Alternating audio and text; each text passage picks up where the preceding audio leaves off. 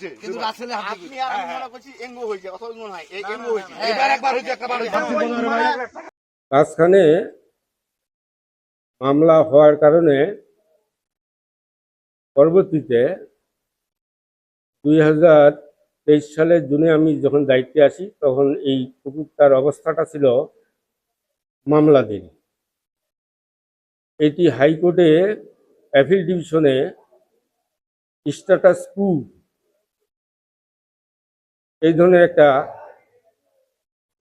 Copy, রায়ের copy মাধ্যমে এখন পর্যন্ত পুকুরটা মাদ্রাসার অধীনে বা মাদ্রাসার দখলে থাকায় এই পুকুরে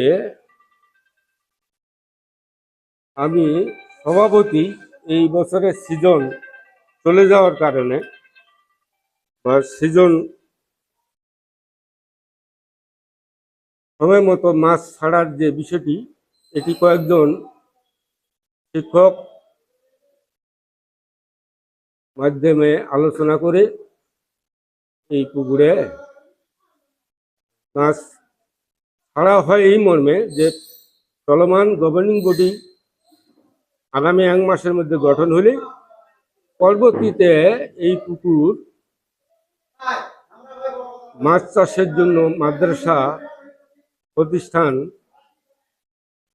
নিজে করবে নাকি এটা লিজ দিবে, এটি পরবর্তীতে সিদ্ধান্ত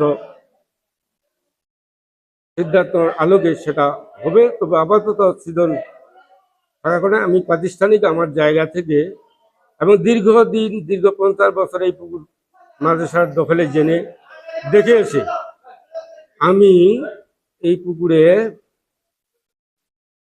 মাদ্রাসার আওতাধীন বা দখলকৃত এবং এই দখলকৃত পুকুরে এই মাছ চাষের জন্য মাছ ছাড়া হয়। এমত অবস্থায় স্থানীয় কিছু ব্যক্তিবর্গ, সংবাদ মাধ্যম কর্মী,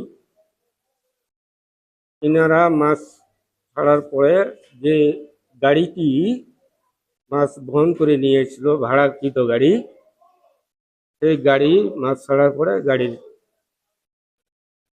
কি বলে এটা চাবিটা তারা নেয় আর কি।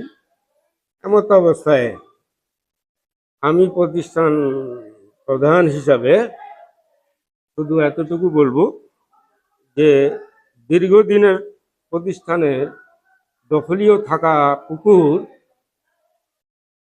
এটি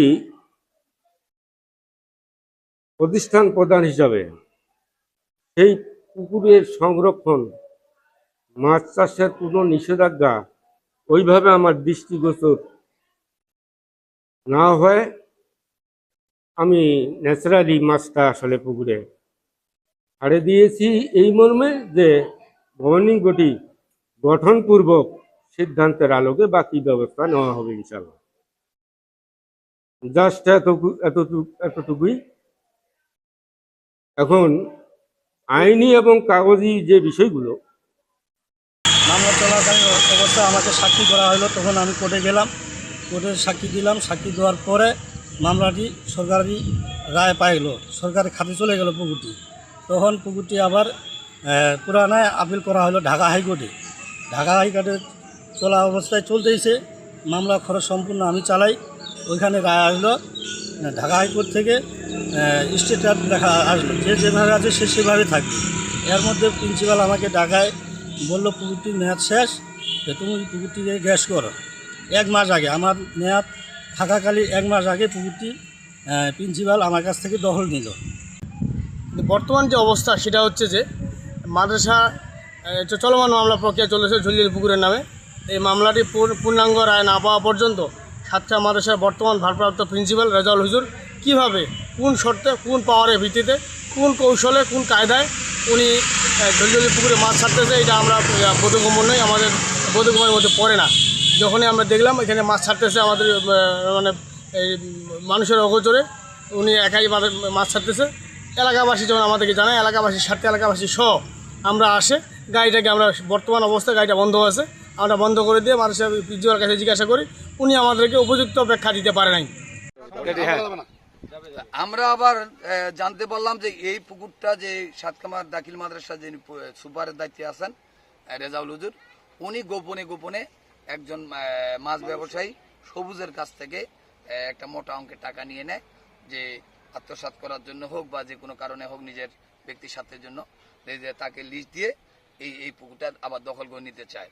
কিন্তু এটা আবার মাদ্রাসার টিচারদেরকে বলে যে এখান থেকে যে প্রতি বছরে যেটা আয় হয় সেটা তারা মাদ্রাসা নেবে, কিন্তু সেই ব্যক্তি স্বার্থে সবাইকে ব্যবহার করে আবার এই পুকুরটা লিজ দেওয়ার গোপনে গোপনে লিজ দিছে, যেটা আমরা জনগণ আমাদের এলাকার যুব সমাজ সেটা আমরা আবার সরকারি সম্পত্তি, যেখান থেকে প্রতি বছরে লক্ষ লক্ষ টাকার আদর্শ ইনকাম হবে, সেইটা যাতে বঞ্চিত না হয় আমরা গভর্নমেন্টের পক্ষে, এই জন্য আমরা এটা রুখে দিলাম।